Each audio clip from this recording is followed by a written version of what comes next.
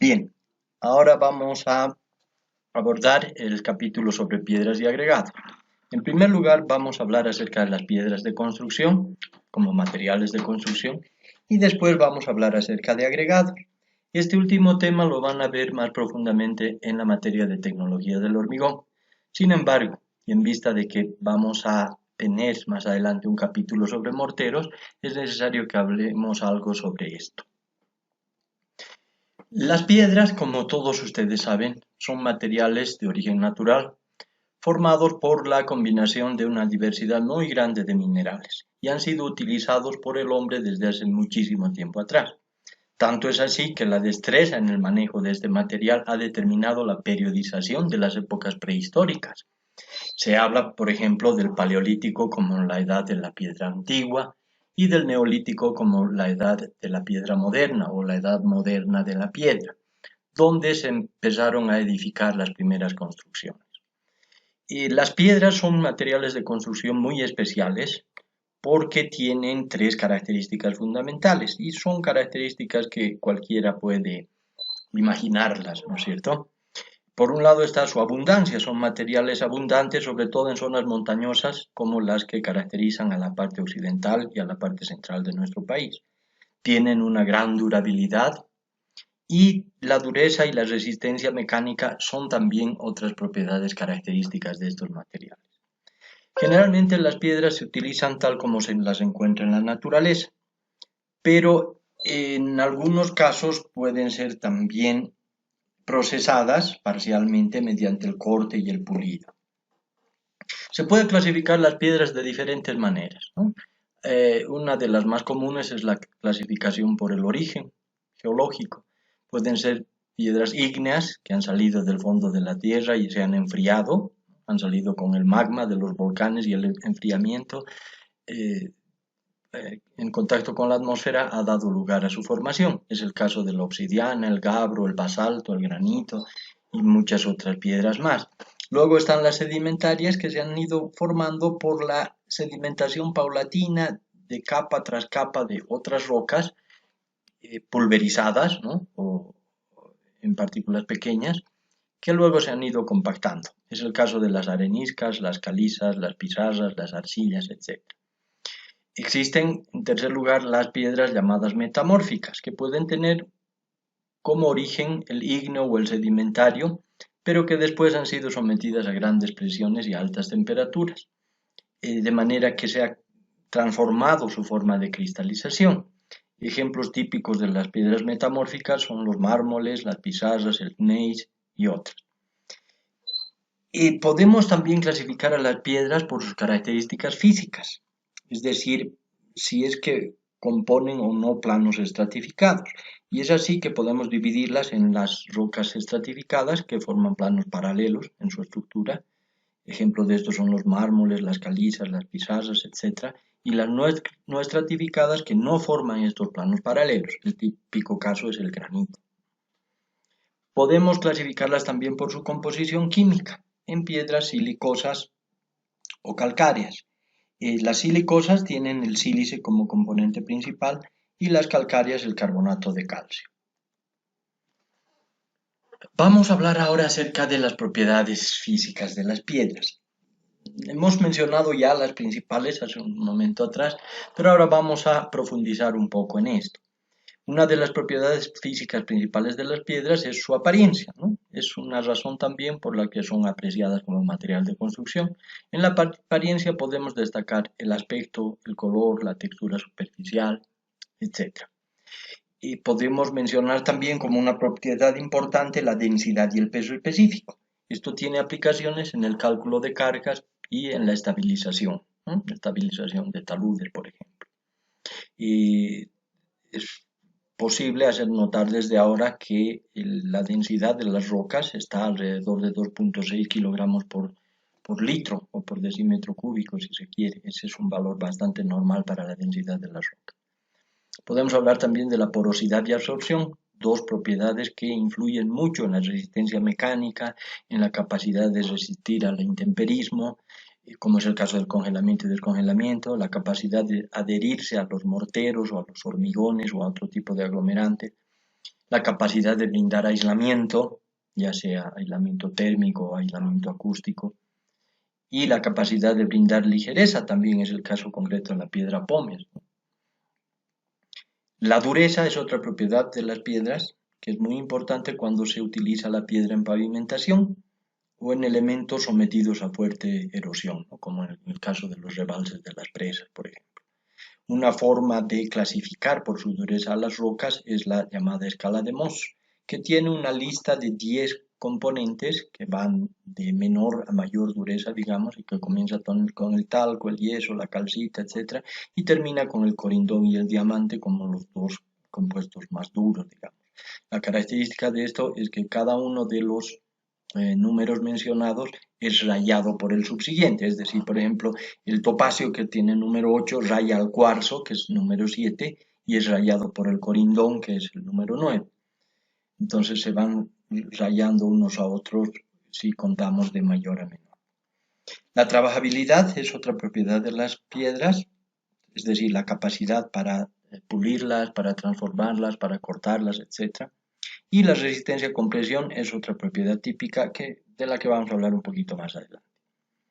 También podemos mencionar la posibilidad de exfoliación, es decir, la de romperse en planos. Hace un rato hablábamos de las rocas estratificadas y de las no estratificadas y veíamos que es precisamente la exfoliación la propiedad principal de las rocas estratificadas. Podemos hablar de la tenacidad como la capacidad de resistir impactos y almacenar energía, que es apreciada sobre todo para usos en pavimentación. Otras propiedades son la resistencia al fuego, la dilatación térmica, la resistencia a la abrasión, que está muy relacionada a la dureza, la resistencia a los agentes orgánicos, la resistencia al congelamiento y descongelamiento, que está también relacionada con una propiedad que habíamos visto antes, que es la porosidad y la absorción, puesto que el agua al penetrar en las cavidades de las rocas, cuando se congela, aumenta su volumen más o menos en un 9 o 10% y este aumento de volumen ocasiona tensiones internas que pueden causar la desintegración de las piedras. Habíamos mencionado la resistencia a compresión como una de las propiedades y aquí sí me interesaría que traten de guardar esto en la memoria. Sería bien que subrayen esta tabla, por ejemplo, que ustedes tienen ahí en el texto, donde se muestran los órdenes de magnitud de las resistencias de distintos tipos de rocas en función de su grado de compactación o si se encuentran menos compactadas, ¿no? Así, por ejemplo, tenemos una arenisca resistente que tiene una resistencia que está entre 1500 y 2000 kilos por centímetro cuadrado. Como ustedes recordarán, para convertir estos valores en megapascales simplemente necesitamos quitar un cero. Tenemos el valor aproximado de 150 a 200 megapascales. De la misma forma, tenemos ahí en la tabla los valores para el granito compacto, el mármol, la caliza compacta o porosa, el granito corriente, la arenisca, etc.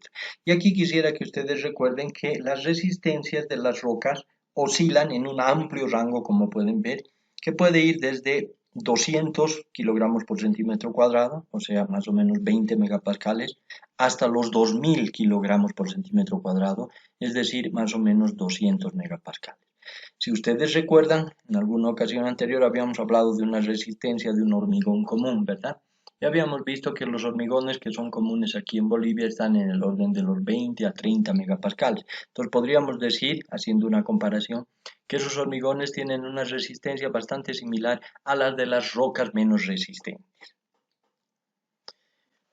Ahora vamos a hablar un poco acerca de algunas aplicaciones de las piedras, ¿no? Como materiales de construcción. Las piedras tienen un montón de aplicaciones y se pueden utilizar enteras, sin mayor tratamiento, o bien cortadas. Un ejemplo típico de la piedra cortada es el sillar, ¿no? Que son piedras cortadas más o menos en forma de paralelepípedos y tienen aplicaciones en muros de contención, muros de cimentación, muros de cerramiento, en edificaciones, etc. O también como piedras brutas, sin mayor tratamiento, y estas pueden ser usadas como piedras desplazadoras, los llamados hormigones cíclopes, por ejemplo, o en cimentaciones, en muros de contención también, como piedras de mampostería, incluso pueden ser utilizadas en gaviones, como vamos a ver un poquito más adelante. Y tienen ustedes algunas fotografías que ilustran el uso de la piedra, en el caso de la izquierda, en un cerramiento, ¿no? En un muro de cerramiento, y en el otro caso de la derecha como un muro de contención. Pueden usarse también las piedras como pilares, columnas, arcos y bóvedas, generalmente en forma de sillares, o pueden utilizarse en revestimientos de pisos y fachadas, donde generalmente se aprecia su color y su textura para dar acabados estéticamente apreciados, ¿no? Se utilizan también las piedras en pavimentación. En Bolivia y más concretamente aquí en la ciudad de La Paz se utilizan mucho los llamados adoquines de Comanche, que son tomados de una cantera de Comanche en la provincia de Pacajes de La Paz y que han pervivido durante muchísimos años pavimentando las aceras y las calzadas principales de nuestra ciudad. Es de hacer notar que hace años atrás, por ejemplo, como ustedes pueden ver en la fotografía que se muestra aquí, toda la calle Evaristo Valle estaba pavimentada con estos adoquines, ¿no? Ahora, claro, se ha puesto un revestimiento de pavimento flexible y esto ya no se ve más así, pero este tipo de pavimentación se ha utilizado, como les decía, en muchas de las calles principales de nuestra ciudad. Se puede utilizar también lo que se conoce como piedra manzana, que son piedras del tamaño de un puño, que luego son vaciadas con un mortero de cemento encima para conformar aceras y calzadas en las diferentes calles de la ciudad también. Aquí podemos ver otra aplicación de las piedras en los llamados gaviones, que se utilizan muchas veces como muros de contención para estabilización de taludes, donde las piedras son encajadas en mallas metálicas que son flexibles y esto permite tener varias ventajas con relación a los muros rígidos de hormigón. Aquí, por ejemplo, podemos ver un ejemplo de gaviones que tienen la flexibilidad suficiente, por un lado, para poder moverse, desplazarse sin romperse, y por otro lado, para dejar pasar el agua, es decir, tienen la permeabilidad suficiente para que en un caso dado, si es que se reúne agua en la parte de atrás, esta agua pueda atravesar el gavión sin causar mayor daño y mayor presión sobre el muro. Se pueden usar también las piedras como elementos arquitectónicos. Aquí se utilizan particularmente el mármol y el granito por sus acabados estéticos y se pueden hacer balaustradas, barandados, cornisas, parapetos, maceteros, como ven ustedes aquí en esta fotografía que ha sido tomada en la avenida Bush, y muchos otros tipos de elementos arquitectónicos.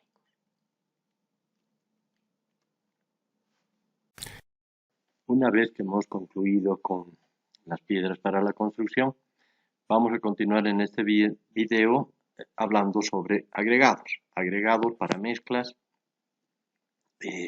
junto con un aglomerante. Los áridos o agregados, como se les suele denominar, son materiales granulares. Granulares quiere decir que tienen granos visibles a simple vista. Inertes, de tamaños variables, que tienen procedencia natural o artificial. Son importantes porque desempeñan un papel decisivo en los hormigones, morteros, hormigones asfálticos, etc. Porque, por un lado, constituyen el material más barato, el material más abundante dentro de la mezcla y que además ejerce una influencia positiva en la resistencia mecánica, en la retracción, en la trabajabilidad, en la durabilidad, en la abrasión, etc. Vamos a ver ahora la forma de clasificar a los agregados. Los agregados se pueden clasificar por su tamaño, que es la clasificación más importante que vamos a contemplar nosotros, y pueden también clasificarse por su procedencia. Vamos a hablar primero de la clasificación por tamaño. Podemos decir que es importante recordar dos tamaños, ¿no?, que están indicados aquí en forma de tamices. Como ustedes saben, un tamiz es una especie de cernidor como una coladera que tiene aberturas de un tamaño determinado y que se utiliza para segregar o para separar, mejor dicho, partículas de diferentes tamaños. El tamiz número 200 es un tamiz importante para recordar y tiene 75 micras de abertura. Otro tamiz importante que recordar es el tamiz número 4, que tiene 4.75 milímetros de abertura. Se dirá, ¿por qué ese valor tan extraño? ¿Por qué 4.75 y por qué no 5 directamente? Bueno, pues en las series europeas se utiliza el valor de 5 milímetros, pero en vista de que nosotros estamos tan influenciados por la cultura en tecnología del hormigón norteamericana, entonces es que la mayor, no la mayor parte, prácticamente todos los que trabajan con agregados y realizan granulometrías en nuestro medio utilizan este tamiz número 4, que es de 4.75 milímetros. Entonces, si podemos ver en este gráfico que se muestra en la diapositiva, vamos a ver que justamente esos dos tamices, el tamiz 200 y el tamiz número 4, conforman los límites de lo que vamos a denominar arena, ¿no? Entonces, repito, dos tamices para recordar, el tamiz número 4 y el tamiz número 200. El tamiz número 200 con un tamaño de abertura de 75 micras y el tamiz número 4 con un tamaño de abertura de 4.75 milímetros. Todo lo que es mayor a 4,75 milímetros vamos a llamarlo grava en primera instancia y piedras cuando son tamaños más grandes. ¿Dónde está exactamente el límite entre gravas y piedras? Eso depende un poco del tipo de hormigón que uno vaya a hacer. Generalmente se trata de tamaños de 1 pulgada, 1,5 pulgadas, incluso 2 pulgadas en algunos casos, ¿no? No hemos puesto un límite preciso ahí entre lo que son gravas y piedras, pero esos valores suelen ser los que se utilizan de acuerdo al tipo de hormigón que se quiere preparar y de acuerdo a características como son la distancia entre armaduras, la densidad de las armaduras, el tamaño de recubrimiento de hormigón sobre las armaduras, etcétera, etcétera. El tamaño de los elementos estructurales, etcétera. Para el otro lado, todo lo que está por debajo del tamiz 200, es decir, lo que es material más pequeño que 75 micras, se llaman limos. Y estos limos pueden en algunas ocasiones, en ciertos porcentajes pequeños, utilizarse también como parte de los agregados de las mezclas, pero en general se limita su valor a unas cuantas unidades porcentuales. No es conveniente tener mucho limo en los agregados. Y más allá de 1 o 2 micras, estamos poniendo un límite así un poco difuso de 1 a 2 micras, porque ustedes comprenderán que se trata de tamaños muy pequeños, que no son visibles a simple vista y que obviamente tampoco pueden separarse con tamices ni nada por el estilo. Entonces estamos poniendo aquí que a partir de 1 o 2 micras, todos los tamaños menores a eso se consideran arcillas. Después vamos a hablar con más detalle acerca de lo que es la arcilla. Vamos a describirla con mayor precisión, pero de momento digamos que es ese polvo que se queda pegado a los dedos cuando nosotros tomamos un poco de suelo, ¿no? Si tomamos un poco de suelo en las manos, vamos a ver que hay algunas partículas que se ven a simple vista o que se sienten redondeadas al frotarlas entre los dedos, pero hay otras partículas que simplemente no se ven, es lo que comúnmente denominamos polvo. Eso generalmente son arcillas o limos de pequeñas partículas.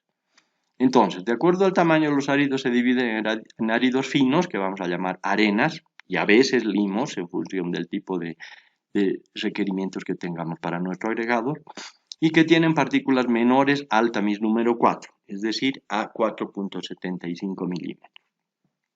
Y vamos a llamar áridos gruesos o gravas a los agregados o áridos que tienen partículas mayores a 4.75. Las arcillas, como decíamos antes, no se consideran áridos por las razones que se explicarán un poquito más adelante. En algunos casos, por ejemplo en los hormigones ciclópeos, se utilizan piedras de gran tamaño, incluso 1 o más decímetros de diámetro, como áridos o como piedra desplazadora, que se llama comúnmente, para conformar cimentaciones. Generalmente los hormigones ciclópeos se utilizan en cimentaciones. Y esto se debe a que ese tipo de elementos estarán solamente sometidos a esfuerzos de compresión, por lo tanto no necesitan armadura y en esos casos se puede utilizar piedras de mayores tamaños para hacer las mezclas más económicas.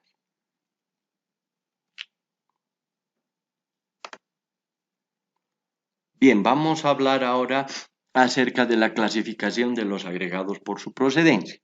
Los áridos por su procedencia pueden clasificarse en áridos naturales, rodados, áridos naturales, chancados o áridos artificiales. Últimamente con las iniciativas para reciclar diversos materiales se han estado utilizando muchos áridos artificiales en diferentes contextos. Vamos a hablar de eso un poquito más adelante. Hay también experiencias en el Instituto de Ensayo de Materiales sobre la utilización de este tipo de áridos.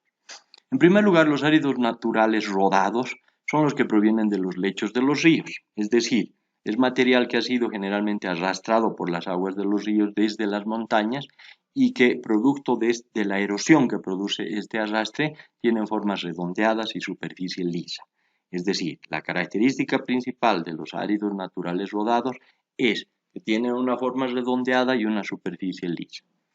Como producto de esta forma redondeada y la superficie lisa, la adherencia que tienen estos áridos con los aglomerantes no es muy buena, pero sí confieren buena trabajabilidad en vista de que las partículas redondeadas tienden a rodar mejor dentro de las mezclas cuando se están preparando y requieren menos agua de amasado. Entonces, si se comparan con otros tipos de áridos, estos áridos naturales rodados de los lechos de los ríos no tienen muy buena adherencia, pero tienen buena trabajabilidad y eso hace que requieran menos agua de amasado y que sean perfectamente útiles para los hormigones que llamamos corrientes, los hormigones normales.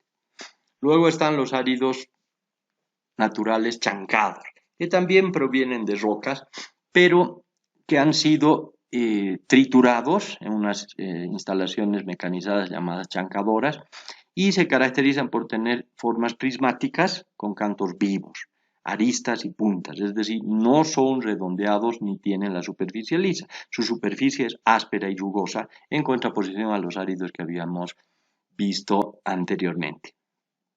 El tamaño varía de acuerdo al requerimiento, pueden ser producidas como material industrial prácticamente, con tamaños de acuerdo al requerimiento.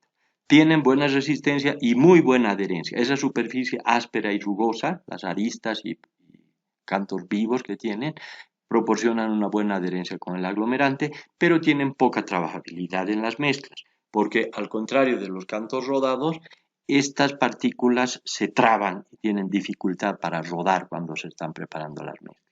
Por lo tanto, requieren más agua de amasado, ¿no? Ya hemos visto cuando hablábamos del cemento la importancia de la cantidad de agua, del agua de amasado. Finalmente tenemos los áridos artificiales que pueden ser productos industriales o desechos de diferentes actividades, como las escorias granuladas. Las escorias son los desechos de la producción de metales, la producción metalúrgica o siderúrgica. Pueden ser arcillas expandidas, cascotes de ladrillo, escombros de hormigón, etc. ¿no? Hay una infinidad de áridos artificiales, vamos a tratar de hablar un poquito de eso en la medida en que tengamos tiempo, pero esto lo van a ver ustedes con más profundidad en tecnología del hormigón. Las propiedades de estos áridos artificiales pueden ser muy diversas de acuerdo al tipo de árido de que se trate. Se puede tratar, por ejemplo, de pedazos de neumáticos, de autos, ¿no?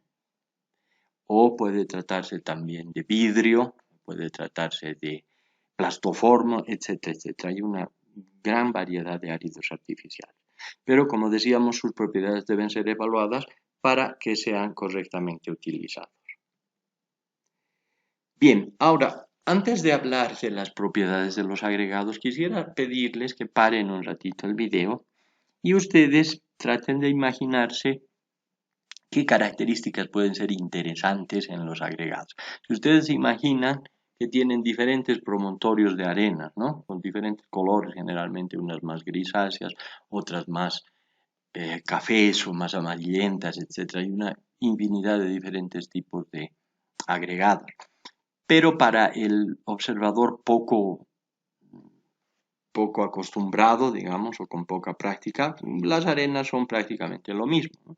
Pero es precisamente eso lo que vamos a estudiar ahora, en vista de la importancia que tienen los agregados para la tecnología del hormigón y para los morteros. Necesitamos estudiar con mayor profundidad esto. Yo sé que es muy pretencioso pretender que ustedes logren captar en su justa dimensión todo esto que vamos a hablar ahora, pero quisiera que a modo de hacer un ejercicio, repito, paren un poquito el video y se imaginen qué cosas podrían interesarnos al estudiar los diferentes tipos de agregados, tanto las gravas como las arenas.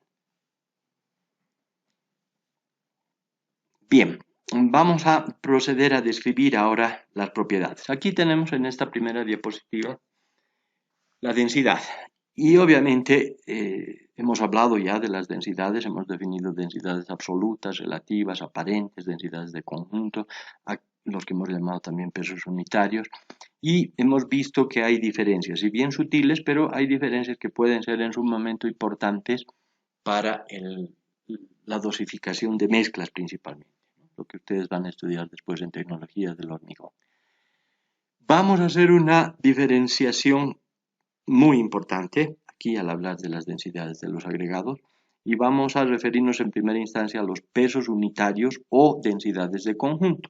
En una clase anterior habíamos llamado a estas densidades de conjunto, pero estamos introduciendo ahora el concepto de pesos unitarios porque ese es el concepto que van a utilizar en tecnología del hormigón. Estos pesos unitarios se obtienen dividiendo el peso del material granular, fíjense que estamos hablando de granos, partículas, pueden ser gravas o pueden ser arenas, y que a su vez pueden estar en estado suelto o compactado. Vamos a ver en un laboratorio específicamente hecho para esto la diferencia entre el material suelto y el compactado. Y este peso entonces del material granular se divide entre el volumen del recipiente que lo contiene. Y aquí una cosa muy importante, es decir, en este volumen se incluyen los huecos entre las partículas.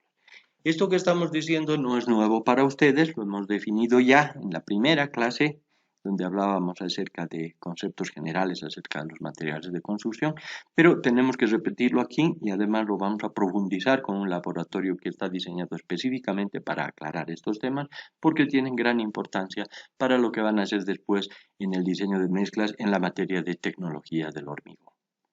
Luego tenemos los pesos específicos, a los que hemos llamado también anteriormente densidades aparentes. He puesto la palabra bulk aquí porque en las denominaciones de las normas ASTM van a encontrar esa terminología. Bulk no tiene una traducción exacta en español, pero lo que quiero es que ustedes recuerden que siempre que vean esa palabra nos vamos a estar refiriendo a este tipo de pesos específicos, ¿ya? Y van a tener que estudiar muchas normas ASTM más adelante cuando estudien tecnología del hormigón.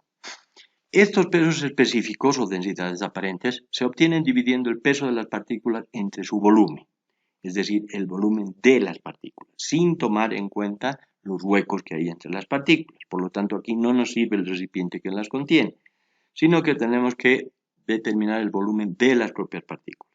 Ahora, en este volumen sí se toman en cuenta los huecos de las partículas. Habíamos hablado anteriormente cómo las partículas tienen huecos accesibles e inaccesibles, ¿no? La porosidad de los huecos, que es algo que vamos a ver también aquí a continuación. Esos huecos de las partículas se toman en cuenta en estos volúmenes, pero no, repito, los huecos entre partículas. ¿Cómo se determinan estos volúmenes? Lo vamos a ver en un laboratorio que vamos a hacer específicamente para el efecto.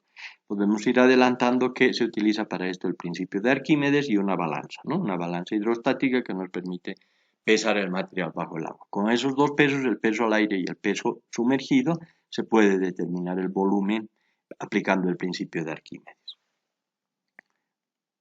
Bien, habíamos hablado ya un poco antes de la porosidad y ahora hay algo que está muy relacionado con eso. Son otras dos propiedades muy importantes de los agregados que vamos a denominar contenido de vacíos y absorción. ¿Ya? El contenido de vacíos se refiere a los huecos que hay entre las partículas, ¿no? Si nosotros imaginamos un conjunto de partículas, ya sean de grava o de arena, inmediatamente vamos a ver que cuando éstas se apilan, existen huecos entre esas partículas. A esto vamos a determinar el contenido de vacío. Vamos a denominar, perdón, el contenido de vacío. Por su parte, la absorción se refiere a los huecos abiertos de las partículas. Entonces, el contenido de vacío se refiere a los huecos entre las partículas y la absorción se refiere a los huecos abiertos de las partículas. Cuando digo huecos abiertos, me refiero a los huecos que tienen contacto con el exterior, obviamente. Esta absorción tiene mucha influencia en la adherencia con la pasta, con los aglomerantes, y de esta manera también influye, por supuesto, en la resistencia mecánica de las mezclas. Influye también en el consumo de agua, mayor absorción, mayor consumo de agua, y en el comportamiento frente a los ciclos de congelamiento y descongelamiento. En general, no es recomendable tener agregados con mucha absorción porque, por un lado, consumen más agua el rato de hacer las mezclas y, por otro lado, son menos resistentes al efecto del congelamiento y descongelamiento. Y, en general, en cuanto a la durabilidad, áridos muy absorbentes son menos durables que áridos con menos absorción. Bien, quiero que recuerden estos conceptos que acabamos de ver, tanto las densidades como el contenido de vacíos y absorción, y recuerden también que vamos a tener un laboratorio específicamente diseñado para profundizar en estos temas y hacerlos ver con más claridad de manera práctica. Otra propiedad importante de los agregados es la humedad. No, la humedad puede aparecer en los áridos de diferentes maneras y eso hemos tratado de ilustrar en esta diapositiva con esta pequeña figura. Un agregado puede estar seco al horno. Este estado no es natural, para obtenerlo hay que meter las piedras en un horno hasta que desaparezca toda la humedad. El estado natural de los agregados es lo que denominamos aquí humedad natural, que quiere decir que hay un poquito de agua en las cavidades abiertas. Esas cavidades o esa porosidad que está en contacto con el exterior, esas cavidades de las piedras, se llenan parcialmente de agua. Entonces, si nosotros tomamos un agregado cualquiera en estado natural, ese agregado va a tener siempre un poquito de agua. Por eso se le llama eso humedad natural. La humedad natural de un árido puede ser mayor que de otro en función de su absorción. Luego tenemos un concepto importante, el estado SSS, que aquí está mostrado en la tercera figura, y es el estado saturado superficialmente seco. Este estado quiere decir que todos los huecos accesibles, los huecos abiertos, los huecos en contacto con el exterior, están llenos de agua, están totalmente llenos de agua. Pero no existe película de agua superficial. Entonces, por eso se llama estado saturado, es decir, todos los huecos abiertos llenos de agua, pero superficialmente seco, es decir, no hay agua superficial. Y finalmente tenemos el estado saturado con humedad superficial, que es el último estado que se ve aquí a la derecha de la diapositiva, en el que ustedes pueden ver que además de la saturación, existe humedad superficial, existe una película de agua superficial. Esto se puede ilustrar muy fácilmente si ustedes meten una piedra en el agua, la dejan un rato ahí y luego al sacarla van a ver que esa piedra tiene brillo, ¿no? Está brillosa precisamente porque existe una película de agua en su superficie. Vamos a ver esto también más adelante en un laboratorio especial.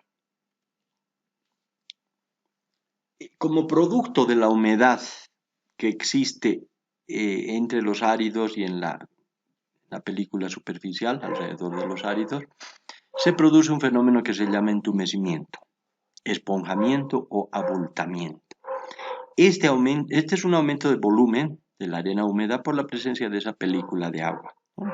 Puede llegar a un 20, 30 y hasta un 40% en algunos casos cuando las arenas son muy finas, con contenidos de humedad del 5 al 8%. Es decir, cuando hay mucha agua alrededor de los agregados, por un lado, estos absorben agua en sus huecos abiertos, pero por otro lado, permiten que exista una película de agua alrededor de cada partícula, lo que produce un aumento de volumen. Fíjense que este fenómeno tiene mucha importancia el rato de hacer diseños de mezclas, porque si nosotros trabajamos con una arena húmeda, ¿no? Una arena que ha estado ahí expuesta a la intemperie, le ha caído una lluvia muy fuerte, entonces no debemos dejar de tomar en cuenta que existe ese entumecimiento que va a producir un aumento de volumen. Si es que nosotros estamos haciendo una dosificación por volumen, entonces aquí no podemos utilizar este material porque el volumen está totalmente distorsionado por la presencia de agua. Van a ver esto con mucho más detalle ustedes en la materia de tecnología del hormigón más adelante. Pero recuerden, se produce un entumecimiento o un esponjamiento por la presencia de agua superficial alrededor de las partículas de arena, sobre todo en las arenas ocurre este fenómeno. Luego tenemos la forma como otra propiedad. Fíjense que, contrariamente a lo que uno pudiera pensar, la forma de los agregados sí tiene interés, ¿no? Puesto que unas formas redondeadas, es decir, con las tres dimensiones homogéneas, más o menos homogéneas, es una forma que proporciona buena trabajabilidad, proporciona buena resistencia, es la forma preferida, digamos así. Una forma laminar, es decir, donde dos dimensiones predominan sobre una tercera, son más o menos piedras en formas de plato, si quieren ustedes verlo de una manera más fácil de imaginar, ¿no?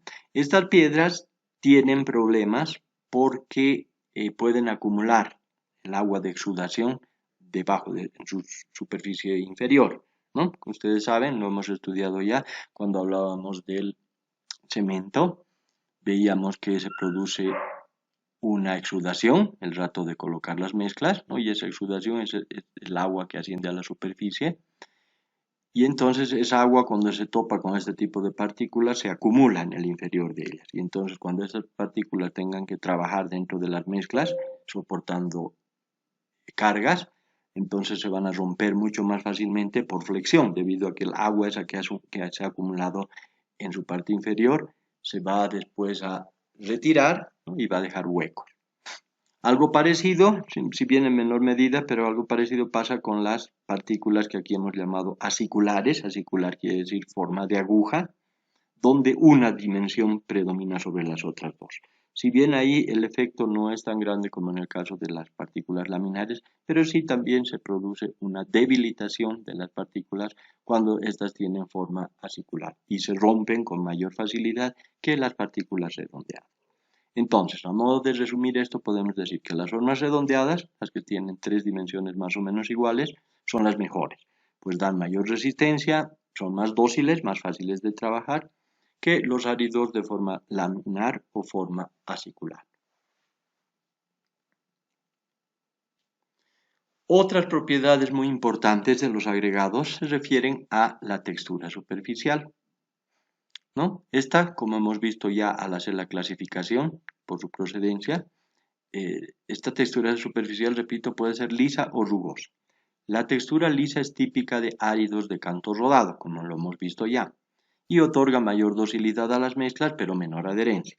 La textura rugosa es propia de los áridos chancados y presenta menos docilidad, pero mayor adherencia a la pasta de cemento. Entonces, como se puede ver, ambos tipos de agregados, tanto los de superficie lisa como los de superficie rugosa, tienen ventajas y desventajas.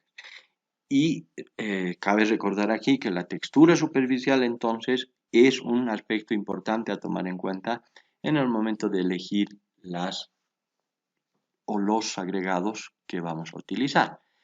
Se puede decir de manera general que los agregados rugosos son necesarios e incluso imprescindibles cuando se trata de hormigones de altas prestaciones, ¿no? Cuando hay que hacer mezclas con muy altas resistencias, es muy importante inferir en la adherencia.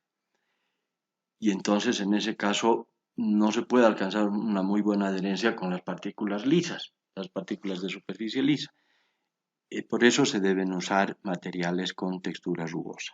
El aspecto de la trabajabilidad en esos casos se les resuelve por otra vía, utilizando generalmente aditivos para proporcionar mayor docilidad a las mezclas. La resistencia mecánica es otra propiedad, que es un factor muy importante. Obviamente, algunos se preguntarán por qué no hemos tomado esto como la propiedad número uno, como la principal propiedad. Es un factor importante, pero el problema es que no se puede determinar fácilmente. Se han hecho muchos intentos de evaluar la resistencia mecánica de un conjunto de partículas, ya sea en forma de gravas o en forma de arena, pero no se ha tenido éxito y no se tiene ningún método normalizado específico para determinar directamente la resistencia mecánica de los agregados, ¿no?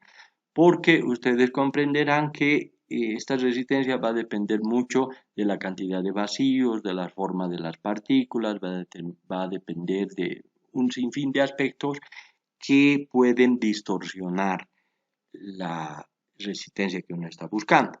Entonces, lo que se hace generalmente es tomar en cuenta algo que habíamos dicho ya anteriormente, la resistencia de las rocas en general, ¿no? Que como habíamos visto, tienen valores que están entre 20 y 200 megapascales. Y se puede, partiendo de ahí, decir que las piedras van a tener resistencias que estén más o menos dentro de ese rango de orden de magnitud. En algunas ocasiones se ha intentado medir las resistencias por comparación, ¿no? Haciendo probetas de hormigón gemelas con los áridos estudiados y con áridos de resistencias conocidas. Entonces, de esa manera se puede ver cómo actúa el árido en la resistencia de las mezclas preparadas ya en probetas normalizadas que sí se pueden ensayar. Entonces, de manera resumida, podemos decir que las resistencias son factores importantes para determinar las resistencias de las mezclas hechas con esos áridos. En general, tienen resistencias mayores que los hormigones normales. Y en caso de necesitar prepararse hormigones de altas resistencias, se debe seleccionar con cuidado los áridos para asegurarse de que tengan las resistencias que se requieren. La dureza es otra propiedad de los agregados. Esta es particularmente importante cuando el material va a ser utilizado en pavimentos, donde van a estar sometidos a fuerte desgaste, a abrasión o impacto, o bien en superficies donde se va a producir erosión por el agua, ya sean rebalses de presas, ya sean canales de riego, etcétera, etcétera. Esta dureza se determina con un ensayo específico para esto, que se llama el ensayo de desgaste de Los Ángeles, que fue desarrollado durante el proceso de construcción de carreteras hacia el oeste de los Estados Unidos, por eso tiene ese nombre, el desgaste de Los Ángeles. Y este ensayo consiste en someter una muestra de material previamente pesada a una acción de frotamiento e impacto por parte de unas bolas de acero en un tambor giratorio metálico, de manera que después de un tiempo dado, generalmente 15 minutos, se ve cuánto material se ha pulverizado a raíz de la rotación de este tambor y los impactos y desgaste que puedan causar esas bolas metálicas en el agregado que estamos evaluando. Entonces, como pueden ver, no se evalúa directamente la dureza en ese caso, sino más la resistencia al desgaste. Pero en vista de que la dureza y la resistencia al desgaste son propiedades muy relacionadas entre sí, es que estamos explicando de esta manera ahora. Bien, aquí hemos llegado a una de las cosas más importantes. Si hay algo que quiero que recuerden, si hay algo que quiero que subrayen en el texto, porque ustedes tienen todas estas diapositivas y este texto en su libro de apoyo, quiero que recuerden, les decía esto, las sustancias perjudiciales son los aspectos que más frecuentemente aparecen en los agregados, ¿no? Hace un rato les decía que ustedes traten de imaginarse qué diferencia puede haber entre unos áridos y otros. Ya hemos venido viendo cómo hay aspectos como la forma, la textura superficial, la dureza, las densidades, la porosidad y una serie de aspectos. Pero de todos estos que estamos mencionando, esto es lo más importante. Tienen ustedes que recordar que la presencia de sustancias perjudiciales es uno de los aspectos que ocurre con más frecuencia en los agregados y es uno de los aspectos que más daño puede causarle a una mezcla. Estas sustancias perjudiciales pueden ser impurezas orgánicas. Impurezas orgánicas quiere decir restos de papel, de plástico, hierbas, vegetales, cáscaras de frutas, restos de alimentos, excrementos de animales, etcétera, etcétera. Cualquier sustancia orgánica que esté contaminando al agregado, ya sea a la grava o a la arena, es perjudicial. Principalmente porque retrasan el fraguado, pero pueden también influir en la resistencia mecánica, ¿no? Su contenido debe estar controlado y existe un ensayo especial para esto, en el caso de las arenas, que se llama el ensayo de colorimetría. Esto van a verlo ustedes con más profundidad también en tecnología del hormigón. Otra cosa que es aún más importante que las impurezas orgánicas, porque generalmente las impurezas orgánicas se ven a simple vista y pueden ser retiradas inclusive con la mano de forma mecánica, Otra cosa les decía son las arcillas y las partículas finas. Hemos visto hace un rato cuando hablábamos de la clasificación de los agregados que las arcillas propiamente dichas, es decir, partículas con tamaños menores a 1 o 2 micras, no son considerados agregados. ¿Por qué? Porque son partículas que tienden a expandirse en presencia del agua y son partículas que tienden a disminuir la resistencia. Entonces, son el contaminante más común y más frecuente en los áridos, porque si ustedes se ponen a pensar, si yo tengo una arena o una grava descansando ahí en una obra, entonces el trajín de los obreros, el paso de las movilidades que traen material, etcétera, etcétera, van levantando ese polvo del suelo que contiene mucha arcilla y esa arcilla se va depositando encima de las arenas y de las gravas. Y entonces es un contaminante sumamente perjudicial porque se adhiere a las partículas y luego eso hace que disminuya la adherencia que va a tener esa partícula con la pasta de cemento el rato de hacer la mezcla, exigiendo una mayor cantidad de agua de amasado. Y en el caso de que se formen terrones de arcilla, eso es todavía más problemático porque puede afectar muy drásticamente la resistencia, ¿no? Entonces, estas arcillas y las partículas finas, cuando decimos partículas finas, generalmente nos estamos refiriendo a los limos, ¿no es cierto? Estas partículas entonces se consideran perjudiciales y deben tener proporciones muy pequeñas, ¿no? Si es que se aceptan, tienen que aceptarse en proporciones muy pequeñas porque tienen un efecto perjudicial en las mezclas. Existe un ensayo que se llama el ensayo de equivalente arena, que es una forma bastante rápida de evaluar la proporción de arcilla que existe en una arena. Ustedes van a realizar este ensayo en la materia de tecnología del hormigón y van a ver cómo se puede ver fácilmente cuán contaminada está una determinada arena con arcilla, porque fíjense que la arcilla no se ve a simple vista, entonces puede ser que una arena aparentemente libre de arcilla tenga una cantidad significativa de este material. Entonces, las impurezas orgánicas por un lado y las arcillas por otro lado, y más importante aún, son los principales contaminantes, tanto de las gravas como de las arenas. Finalmente están las llamadas partículas desmenuzables o de bajas densidades. Se trata de minerales blandos que se pueden deshacer con las manos, como es el caso del yeso, el carbón. Hay una piedra que se le suele llamar piedra mosca, que es parecida al granito, pero es muchísimo más blanda. Y entonces estas partículas son indeseables porque disminuyen la resistencia mecánica, ¿no? Hay algunos tipos de agregados que tienen cantidades apreciables de estas partículas y esas partículas no son deseables en nuestras mezclas. Bien, vamos a hablar un poquito ahora acerca de la durabilidad. Hemos dicho que las piedras en general se caracterizan por ser muy durables, pero hay grados de durabilidad y obviamente hay algunas rocas y algunos tipos de piedras que son más durables que otras.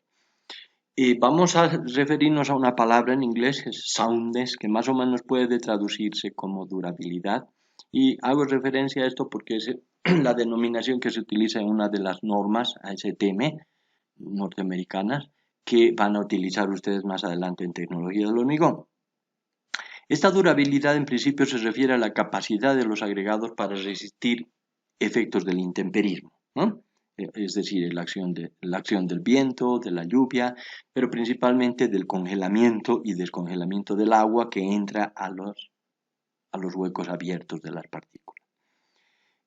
Para medir este efecto, entonces se utiliza un ensayo, que es precisamente la norma STM que mencionábamos hace un ratito, que consiste en someter al árido a ciclos consecutivos de inmersión y secado en una solución de sulfato de sodio o de sulfato de magnesio. Existen las dos posibilidades, el más usual es el ensayo con el sulfato de sodio y este ensayo que se realiza sumergiendo el material en esa solución y luego secando en un horno, volviendo a sumergir, volviendo a sacar, etc., nos proporciona una idea acerca de la resistencia que tiene el agregado ante los efectos del congelamiento y descongelamiento. Ustedes se darán cuenta que si yo quiero hacer ensayos de congelamiento y descongelamiento, puedo tardar muchísimo tiempo en evaluar esta propiedad.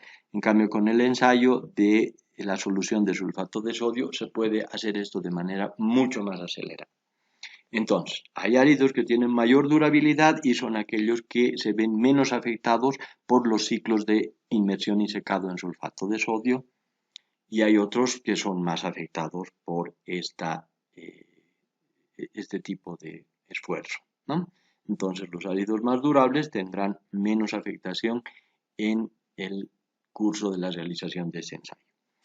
Otro aspecto de la durabilidad de los agregados está referido a algo que ya habíamos visto cuando hablábamos del cemento, es la llamada reacción álcali-agregado. Hemos visto que el cemento tiene pequeñas cantidades de unos compuestos que hemos llamado álcalis, que son concretamente los óxidos de sodio y potasio, y que tienen una reacción sumamente peligrosa con áridos de naturaleza silicia amorfa, es decir, áridos donde el sílice está en estado amorfo, y que son muy comunes en nuestro medio. Ejemplos de esos áridos son el ópalo, la calcedonia, las andesitas, las tridimitas, etcétera, etcétera. Y esta reacción que se produce en estos áridos con sílice en estado amorfo y los álcalis del cemento generan compuestos expansivos. Para que se produzca esa reacción se necesita humedad, es cierto, pero la humedad está presente en muchos contextos. Entonces, esta reacción puede ser muy peligrosa y puede dar lugar a la destrucción del hormigón si es que se produce en condiciones adversas y no ha sido debidamente evaluado. Para evaluar esto se hacen ensayos, ¿no?, donde se combina el cemento que se va a utilizar con los áridos que están disponibles y se ve si es que existe la posibilidad de darse esta reacción. Es una reacción lenta que puede tardar muchos meses, incluso años, pero que cuando se produce es sumamente perjudicial. Ahora tenemos la granulometría de los agregados. La granulometría se refiere a la distribución del tamaño de partículas. Esto se estudia mejor haciendo un ensayo. Eso lo van a ver ustedes en tecnología del hormigón. Aquí simplemente vamos a dar algunas directrices, unas orientaciones generales acerca de la importancia que tiene la granulometría. La granulometría, repito, quiere decir la distribución del tamaño de las partículas de un árido. Una granulometría continua, es decir, donde hay granos de todos los tamaños, como se ve en la parte izquierda de la figura, permite una composición de la mezcla más densa y compacta, es decir, las partículas más pequeñas van llenando los huecos de las más grandes y así sucesivamente. Entonces se tiene una mezcla más compacta y de esta manera se puede disminuir el consumo de cemento o de aglomerante de manera general.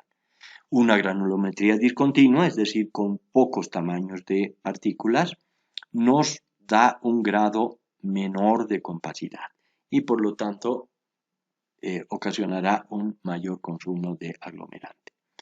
Se puede ver en la siguiente diapositiva la serie de tamices que se utilizan. Esto no lo vamos a ver con mucha profundidad ahora, simplemente se los estoy relatando de manera resumida porque lo van a ver con mucha más profundidad en tecnología del hormigón. Se utilizan tamices de diferentes tamaños que se van poniendo unos sobre otros y de esta manera se va separando las partículas más gruesas, las partículas intermedias y las partículas más pequeñas. Entonces estos tamices tienen aberturas que aumentan su tamaño en razón de 1 a 2 o de 2 a 1 mejor, si es que contamos de los más gruesos a los más pequeños, y generalmente los tamices de la serie STM son el tamiz número 200, ese viejo conocido que habíamos mencionado hace un rato atrás, que como ustedes recordarán es la frontera entre las arenas y los limos, y ese 200, valga la oportunidad para decirlo, significa 200 por 200 aberturas por pulgada, ¿no? De ahí viene ese valor, por pulgada cuadrada. Luego está el tamiz número 100, que tiene un tamaño que es el doble que del tamiz 200, ¿no? El tamiz 200 tiene 75 micras, el tamiz 100 tiene 150 micras. Luego está el tamiz 50, tiene 300 micras, y así sucesivamente. La serie va aumentando, subiendo al doble del tamaño, hasta llegar a partículas de 1 pulgada, 1 pulgada y media, 2 pulgadas, 2 pulgadas y media, incluso 3 pulgadas, dependiendo del tipo de hormigón que uno quiera hacer, ¿no? Hace un rato, cuando hablábamos de la clasificación, no me animaba a decirles hasta dónde llega el tamaño máximo de las gravas, porque puede variar mucho en función del requerimiento, del tipo de hormigón que se está haciendo. Entonces, Esos tamices para determinar la granulometría aumentan en relación de 1 a 2 o de 2 a 1, dependiendo como uno quiera ver, y las granulometrías de las arenas y de las gravas se determinan de manera separada y se hacen unos cuadros o unos gráficos como este que vemos a continuación, donde como ustedes pueden ver aquí a la izquierda está la granulometría de una arena y a la derecha está la granulometría de una grava, ¿no? Las líneas punteadas que ven alrededor o al lado de la línea continua son los límites que suelen poner las normas, ¿no? Las normas ponen unos límites y dicen dentro de esos límites debe estar la granulometría de una arena o de una grava para poder considerar las granulometrías continuas. Si se salen de esos límites quiere decir que esas granulometrías no son continuas o son poco continuas. Repito, esto lo van a ver ustedes con más detalle en tecnología del hormigón. Como pueden ver ustedes aquí, generalmente en el eje de las abscisas se utiliza una escala logarítmica y se indica las aberturas de los tamices. Entonces, cada uno de esos puntos que está marcado ahí se refiere a un tamaño de abertura que se traduce en un tamiz determinado, ¿no es cierto? Y en el eje vertical, en el eje de las ordenadas, se representa generalmente el porcentaje de material que pasa esa abertura. Bien, luego tenemos el tamaño máximo de los agregados que puede variar mucho en función de las características del hormigón o de la mezcla que queramos preparar. En principio podemos definirlo de la siguiente manera. Es la mínima abertura de tamiz por la que pasa más del 95% en peso del material. Repito, es la mínima abertura de tamiz por la que pasa más del 95% en peso del material, cuando además todo el material, es decir, el 100%, pasa por el tamiz de abertura doble. ¿Ya? No voy a detenerme aquí en esto, ustedes van a volver a ver este tema en tecnología del hormigón, pero simplemente aquí quiero definirlo para que ustedes lo recuerden más adelante. Se utiliza mucho este valor en la dosificación de hormigones. En principio podemos decir que nos interesa tener un tamaño máximo lo más grande posible para llenar más espacio en las mezclas con un material barato, ¿no? Hemos dicho que los agregados son los materiales más baratos de las mezclas, entonces mientras más agregado haya, más conveniente y más económica será nuestra mezcla. Pero tenemos muchas limitaciones, no podemos usar piedras muy grandes porque por un lado los encofrados tienen un tamaño limitado, ¿no? Por otro lado, la presencia de armadura, la densidad de la armadura también nos pone limitaciones, el espacio de recubrimiento de la armadura también nos pone limitaciones, entonces no podemos usar las piedras de un tamaño muy grande, estamos limitados por todas esas consideraciones. Además, cuando se utilizan piedras muy grandes se produce un fenómeno que se llama segregación, es decir, las piedras más grandes tienden a caer más abajo, más rápidamente, y las piedras más pequeñas tienden a quedarse en las partes más altas de los elementos. Entonces, esta segregación es también indeseable. El hormigón debe ser lo más homogéneo posible, o el mortero en su caso. Cuando hablo de hormigón me refiero también al mortero, pasa lo mismo, aunque en otras proporciones. Y es conveniente entonces tener en cuenta estas situaciones para elegir el tamaño máximo del agregado. En principio podemos decir que un tamaño máximo mayor disminuye la superficie específica total de los agregados y esto permite trabajar con una cantidad de agua menor, ¿no?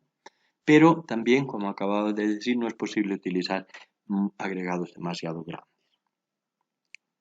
Además, otra cosa que también la hemos mencionado ya de alguna forma en diapositivas pasadas, es que un tamaño máximo demasiado grande puede tener efectos negativos en la resistencia porque ocasiona bolsones de aire debajo de las piedras más grandes a causa de la retención del agua de exudación.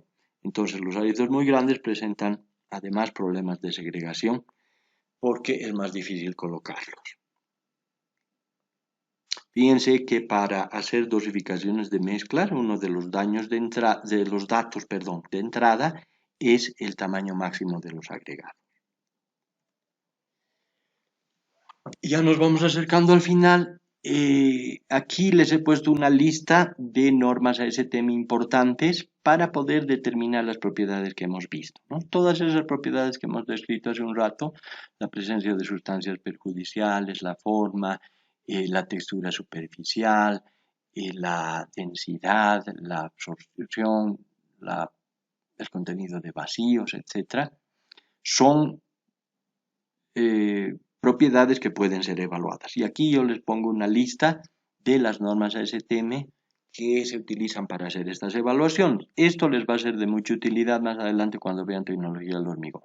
Como pueden ver aquí rápidamente tenemos unas normas para el muestreo. El muestreo es muy importante que sea hecho de la manera adecuada, como dice en la norma. La granulometría, la cantidad de material fino, más fino que el tamiz 200, o sea, la cantidad de limo y arcilla que hay en nuestro agregado, las impurezas orgánicas, el efecto de las impurezas en la resistencia, la durabilidad o soundness, como les había mencionado, los terrones de arcilla y partículas desmenuzables, la presencia de carbono y lignito, los pesos unitarios y el contenido de vacío, los pesos específicos y la absorción, la abrasión con el desgaste de los ángeles, la reacción álcali-agregado, agregados reactivos, la resistencia al congelamiento y descongelamiento también se puede evaluar de forma específica como parte de la durabilidad, y el ensayo de equivalente arena, que es un ensayo muy práctico que se utiliza con mucha frecuencia. Bien, vamos a terminar esta clase haciendo mención a unas normas que nos sirven para agregados para morteros. Recuerden que nuestra principal función ahora es conocer un poco los agregados para ver eso en una próxima clase donde vamos a hablar de morteros. Entonces es necesario que ustedes sepan que existe una norma STM, la STM-C 144, que nos indica algunos requerimientos para los agregados que se van a utilizar en morteros de junta. Morteros de junta quiere decir morteros para hacer muros, ¿no? Para utilizarse con mampuestos, con ladrillos, con bloques de hormigón, con piedras, etcétera, etcétera. Y ustedes pueden ver aquí cómo esta norma STM-C 144 da unas especificaciones para la granulometría del agregado y da otras especificaciones como esta que dice que no deberá tener más del 50% retenido entre dos tamices consecutivos. Este es un requisito de granulometría continua, como podrán darse cuenta, ni más del 25% entre los tamices 50 y 100, es decir, no debe haber tampoco mucho material muy fino. Siguen las especificaciones de esa norma diciendo que no debe haber más del 1% de partículas desmenuzables ni más del 0.5% de partículas ligeras. No deben tener impurezas orgánicas. Cuando se hace el ensayo de durabilidad con sulfato de sodio, se tendrá una pérdida menor al 10%, y cuando se utilice sulfato de magnesio, una pérdida menor al 15%. También se dice en esa norma que se puede usar agregados que no cumplan estrictamente con estos requisitos, siempre y cuando se haya demostrado que el mortero tiene un desempeño adecuado. Es decir, el mortero hecho con estos agregados tenga un desempeño adecuado. Si el mortero se porta bien, entonces se puede obviar un poco los requisitos que hay aquí para los agregados. Lo mismo que habíamos visto antes para los morteros de junta, podemos mencionar para los morteros de revestimiento, es decir, los morteros que se utilizan en revoques y en enlucidos. Para estos morteros se tiene la norma STM-C 897, que igual que en el caso anterior pone especificaciones para los agregados que se van a usar en los morteros.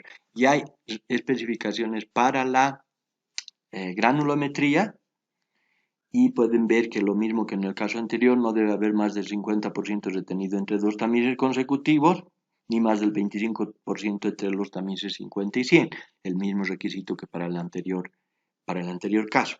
La cantidad de material más fino que el tamiz 200 no debe ser mayor al 3%. Luego, en función del tipo de enlucido que se tenga, ya sea la primera capa, la que se llama de revoque, o la segunda capa que se llama de enlucido, existen ciertos requisitos de granulometría. No se pueden usar arenas más gruesas en la capa de revoque y arenas más finas en la capa de enlucido. Como dice aquí, el agregado para la capa de enlucido, es decir, la capa más fina, deberá pasar completamente por el tamiz número 8. El tamiz número 8 es el tamiz que tiene un tamaño de es el doble del número 4, la mitad del número 4, 2 milímetros, ¿no? Un poquito más, 2 punto algo milímetros. Por lo demás, se deberá cumplir los requisitos indicados para la capa de revoque, es decir, lo que habíamos visto anteriormente. Cuando se requieran acabados especiales, se deben elaborar especificaciones especiales para los agregados requeridos. Este material tampoco tendrá más del 1% de partículas desmenuzables, ni más del 0,5% de partículas ligeras, igual que en el caso anterior, y estará libre de impurezas orgánicas, igual que en el caso anterior. Cuando sea sometido al ensayo de durabilidad, no tendrá una pérdida mayor al 20% en el caso del sulfato del sodio y tendrá una pérdida menor al 15% en el caso de sulfato de magnesio. Se puede también usar agregados que no cumplan estrictamente estos requisitos si se muestra que el desempeño del mortero es el adecuado. Tenemos luego especificaciones para agregados para hormigones. Es la famosa norma ASTM C33. No vamos a profundizar en esto porque ustedes van a ver esto con mayor detalle en tecnología del hormigón. Y existe una serie de especificaciones para los agregados finos y para los agregados gruesos, porque como ustedes saben, en el caso de los hormigones también intervienen agregados gruesos. En el caso de los morteros solo tenemos agregados finos. En cuanto a especificaciones nacionales para agregados, podemos decir que no hay normas completas, no hay juegos de normas completas para agregados. Y por eso es que se utilizan las normas norteamericanas. Existen algunas normas que están designadas con la numeración de 594 hasta 612, como está indicado aquí, hasta 603 primero y luego del 608 a 612. Sin embargo, en vista de que solamente fueron elaboradas tomando en cuenta los requisitos para hormigones, no las estamos tomando en cuenta aquí. Entonces son normas que están basadas en la ASTM C33. No tenemos todavía normas para morteros, normas nacionales quiero decir.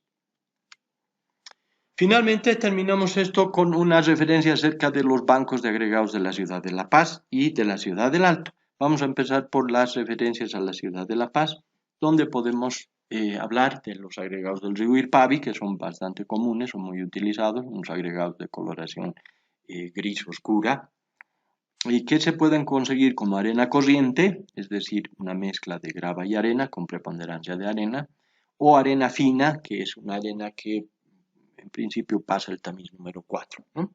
Esto se puede comprar del mismo lecho del río Irpavi. Están los agregados de San Roque, entrando por Achachicala, una distancia de aproximadamente 2 kilómetros de la urbanización autopista sobre el río denominado Caluyo. Están los agregados de la zona de río abajo, conocida como Carreras, más o menos a la altura del puente Lipari, se suele explotar esta cantera, este agregado del lecho de río. Están los agregados de la zona de Mayasa y Mayasilla, que proporcionan muy buenos agregados. ¿no? El de la zona de Chuquiaguillo, sobre el río Orcojahuira. Desde la zona de Calajahuira existen un montón de lugares donde personas individuales y cooperativas proveen estos áridos. Estos áridos suelen tener el problema de que hay mucha partícula plana y alargada, es una de las características de esos materiales porque tienen origen en pizarras, ¿no? que son muy comunes en esa zona. Están los agregados de la zona de Achocalla también, y puede conseguirse eventualmente material de los ríos Achumani, Quilusaya, de la zona de Cotauma, en Bajo Llojeta, la urbanización Playa Verde, por ejemplo, pero estos lugares son menos frecuentes, ¿no? Los más comunes son los de Irpavi, de Mayasilla, Chuquiaguillo, etc. En la ciudad del Alto también hay algunos proveedores muy importantes, ¿no? que a veces también son utilizados en la ciudad de La Paz. Los principales son los de la zona de Vilaque, en la carretera Copacabana, aproximadamente en el kilómetro 12, donde existen varias empresas dedicadas a la explotación de agregados. En la zona de Ventilla, ya en la carretera Oruro, aproximadamente en el kilómetro 16, existen también empresas que proveen arenas y gravillas. Está la zona de Chacoma, más o menos a la altura de la zona conocida como Naso Cruz, es un desvío de la carretera Oruro, y de aquí se provee mucho agregado, tanto de lecho de río como de yacimiento, ¿no? Más o menos por la zona de Villas Remedios es esto. También se comercializan agregados de otras localidades, de Laja, de Peñas, de Palcoco, de Achocalla, inclusive de Achacachi. Pero estos agregados ya no son tan comunes como los tres primeros que hemos mencionado en esta exposición. Bien, hasta ahí nuestra clase de hoy. Con esto hemos terminado el capítulo de agregar.